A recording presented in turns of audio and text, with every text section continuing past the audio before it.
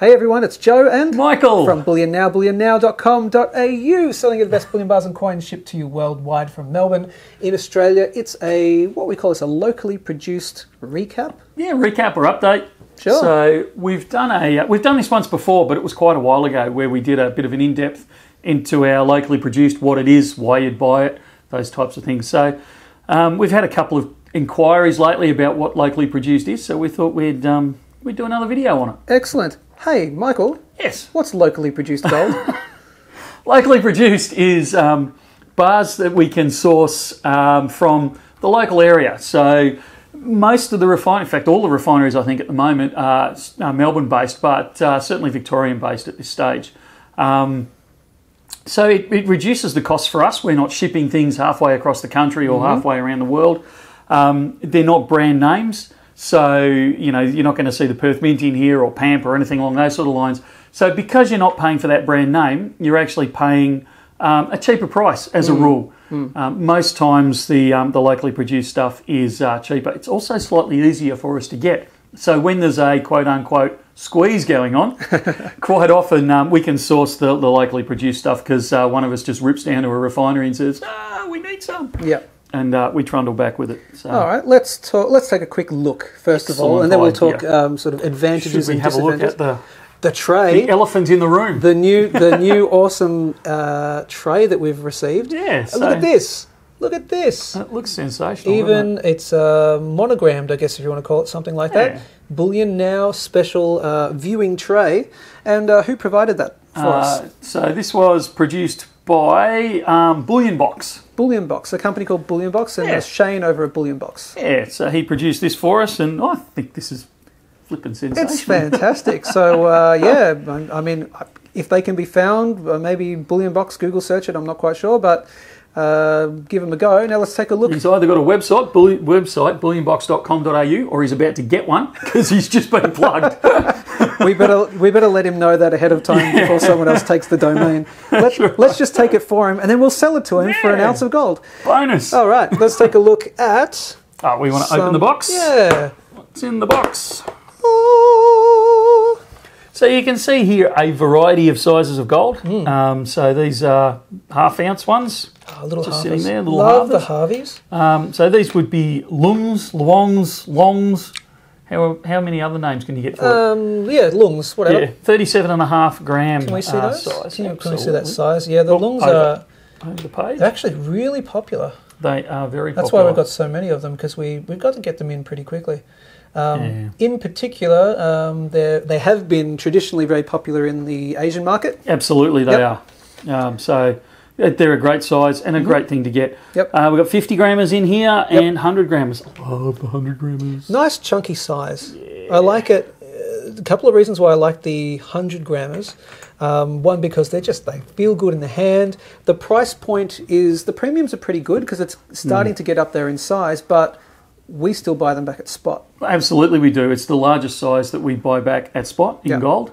But it's also a great size. I said once before, you know, it's kind of below that $10,000 mark, which people, when you're selling it into the secondary market, not back to a bullion dealer, of course, but into the secondary market, below 10, people seem fine with it. Above 10, people, they start to, it's not as easy to sell once you go above that $10,000 mark. Gotcha. Quite so easy. Gotcha. One of the other advantages, and you can sort of see it here, is that the locally produced stuff have different sizes quite often to the normal run-of-the-mill. I know one of the refineries produces a 5 kilo gold bar, which isn't common. That is not common at all. So, you know, you can get different sizings that might suit your investment style a little better with some of those. We can also get them in silver. So we've just got a couple of samples here. So this one's obviously kilo bar, the ever popular. And then we've got the 100 grammer. And a 1 ouncer. I love that little 1 ouncer. The little fantail. Yep. The fantail. The fantail. You are showing your age, sir. For international viewers have no idea what we're talking about. It was a type of lolly. You ate it at the cinema, and it had trivia in the wrapping. Back when the cinema used to have an intermission. Gee, I'm going back now. Dude, that is... Wow. Yes, I am that old. I thought we were closer in age than we actually are. So that is the beautiful silver range. Now, we'll go to this one. Yeah, so you can't. It's not just in the cast range. No. A number of the refineries actually produce a minted range, both in gold and silver. I've just grabbed the one here, which is a CPG half ounce gold, but there's half ounce silver. There's 1 ounce silver. There's a whole range of the gold from 1 gram through to, I can't remember, but quite a bit. Beautiful. So yeah, you can get all sorts of different designs. You can get all sorts of different brands. You'll find with our stock, sometimes we've got 3 or 4 brands in. Sometimes we've just got the one in. Yep. It just depends on supplies out of those refineries. But it's a lot easier, particularly with the quote-unquote squeeze that goes on. If ever they happen, it's quite often easier for us to source a locally produced product than it is some of the brand names. That's right. And you need to. What am I trying to say here? They are pure gold and pure silver. So they're 49s gold, 49s silver, exactly the same as they would be if they were from Pamp or Perth Mint or Valcambi or any of those brand names from around the world. So it's not like you're getting a lower quality.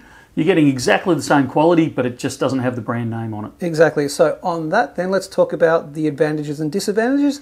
I guess technically that's a possible disadvantage. Not being a brand name? Yeah, not being a brand name. But look, it can be. If your intention is to sell it into the secondary market, or by the secondary market I mean privately, not to a bullion dealer, or if you're selling it overseas, you're taking it travelling, then it's better to pay the extra and go for a brand name. Yeah.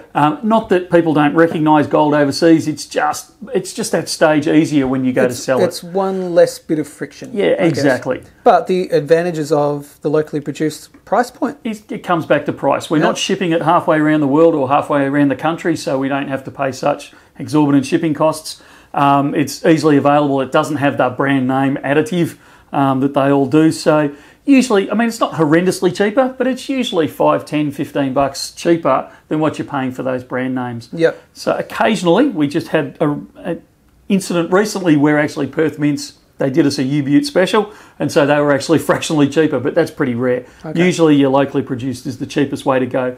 And if your intent is just gold is gold, silver is silver, and I'm selling it back to a bullion dealer at the end of the day, why pay the extra?